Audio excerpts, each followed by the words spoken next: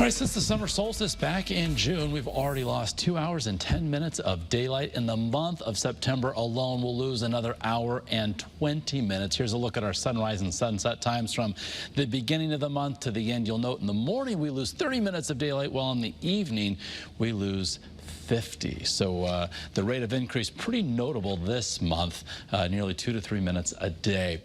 So certainly enjoy the sunshine, the daylight while it lasts. We do have a decent amount of it in our first alert forecast. Tomorrow we're going to be trending a little bit milder than today. This is a trend that continues through the end of the week, even to the upcoming weekend, with a bit of an uptick in humidity. So temperatures going back a bit above average. We have 2 chances for rain over the next 7 days, Thursday night and then again over the upcoming weekend, specifically on Saturday. Beyond that, brighter and comfortable weather Sunday into early next week. If you suffer from fall allergies, it is of course compliments of the ragweed and grass allergens, and they're going to remain up over the next couple of days. Looking skyward from Hartford, 58 degrees of calm wind. We are mainly clear. You can see the waxing gibbous moon from our view in New Haven. 62, a north wind at 3 miles an hour. And check a first alert live radar, of course, even on a quiet, clear night like tonight. The state's only live radar. You can see the sweep coming from within the borders of our state doing its thing, scanning our sky. We are, of course, dry thanks to high pressure and control.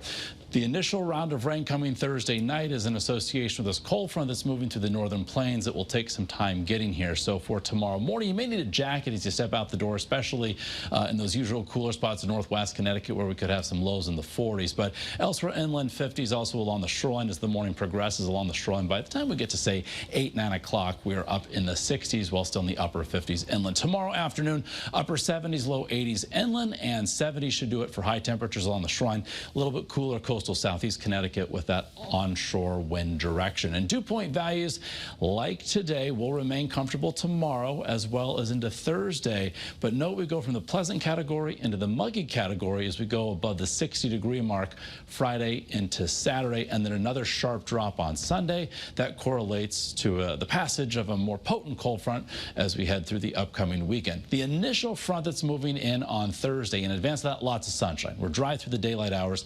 Tomorrow, also Thursday, cloud cover increases after sunset on Thursday, and you'll note how the round of rain off to our west tends to dissipate as it works into southern New England. Unfortunately, certainly rain something we could use with building deficits across the state.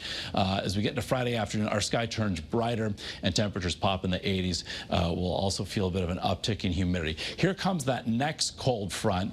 That's the one that's going to move through on Saturday afternoon and evening, bringing perhaps a better chance for some rain. Right now, here's a look at the model comparison.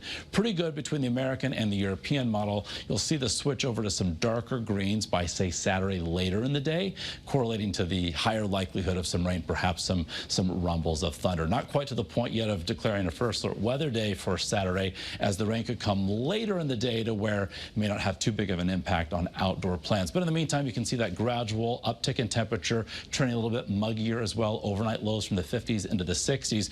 Behind that front on Sunday, less humid, dry, bright, cooler, mid-70s. Overnight lows next week back in the 50s, if not 40s. Lower 70s on Monday, back in the mid-70s by next Tuesday.